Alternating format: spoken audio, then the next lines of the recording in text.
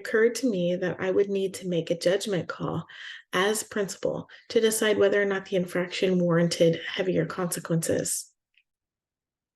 Interestingly, I noticed that my district's policy has encompassed a wider range of acceptable communication between teacher and students, as more apps and communication platforms are being created to assist with safety on trips and throughout extracurricular activities. I was pleased to see that our policy now for the district returns the responsibility to the parents regarding monitoring of content and communication between teacher and student. It also mentions adding supervisor and parents in the messaging system, which will hold everyone accountable and increase safety measures. When I address Mr. A about the concerns brought to me by another employee, I'll make sure that Mr. A is aware of the specific concerns that I will be addressing and investigating regarding his professional behavior here at our campus. So what I have done is highlighted 3 areas that I believe could be possible infractions to either the employee handbook for our district or the Texas Employee Code of Ethics. One would be holding tutorial sessions later than the allotted time after school. 2 would be holding private tutorial sessions from a closed classroom. And 3 would be texting a student with content unrelated to school.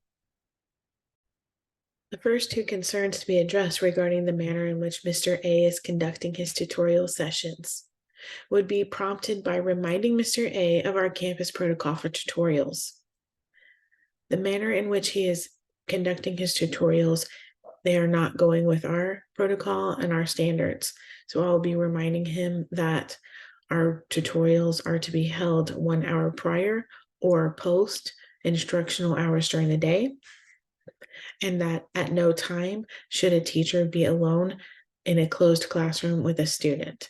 If tutorials are held and only 1 student is there, then the next position to take for the teacher would be to take the student to a public area, be it the cafeteria or the library, to continue tutorial sessions.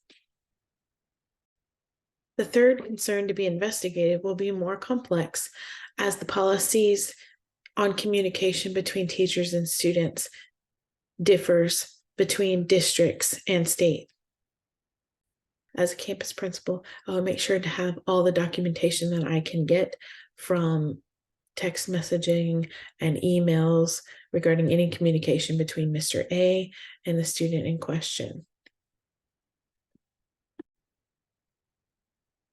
Again, at the campus level, my decision as far as consequences would heavily depend on the content of the text messages and the emails. If we have documentation and we can prove at the state level that the conversation was not involving school whatsoever, then we can take further action regarding that. But we also have to be able to consider our local district employee handbook policy on communication between teacher and student and make sure that the teacher had prior approval from the parents and or was using a district approved either device or app to communicate with the student. Particularly in my local district, we do have sections in our policy that allow for teachers who are relatives or even close family friends of students to be allowed to communicate via electronic device, personal or school. But this would need to be approved by parents. So that would definitely be part of the investigation. During my meeting with Mr. A, however, I will make sure that it is imperative that I drive the point across to him that we must, as employees, promise to abide by our state and district standards of ethics and be exceptionally mindful of every action taken to communicate with students. There is simply no excuse, no excusable reason to message a student regarding personal matters outside of school or coursework. In the case of Mr. A, since we don't know particularly what the conversations were at this point, further investigation will need to be had. At the campus level, I would not rule out an administrative panel to continue with the investigation if needed. If the teacher was inquiring as a health and wellness check out of student advocacy, that would be something that the panel would take into consideration, albeit a bad choice to text a student as opposed to a parent. Nonetheless, it may lend itself to a more mild infraction, as the intent would not be to harm the child. With Mr. A, for the time being, I will let him know of my decisions to give him a formal reprimand regarding his choice to conduct his tutorial sessions, remind him of our campus policy regarding tutorials, and expect nothing different from this point further.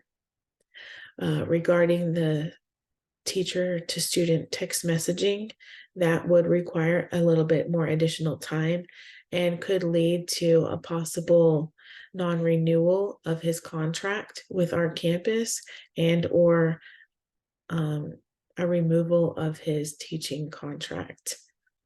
That is to be determined at a later date with more investigation. To the nature of the concern and to be able to document this conference in the best manner, I would also have an employee conference summary typed up and addressed to him in a post meeting. This summary would require signatures from myself, possibly the administrative panel, possibly any district level authorities, and of course, Mr. A himself. And this document will also serve to further support my actions as a principal and my steps taken to address these concerns.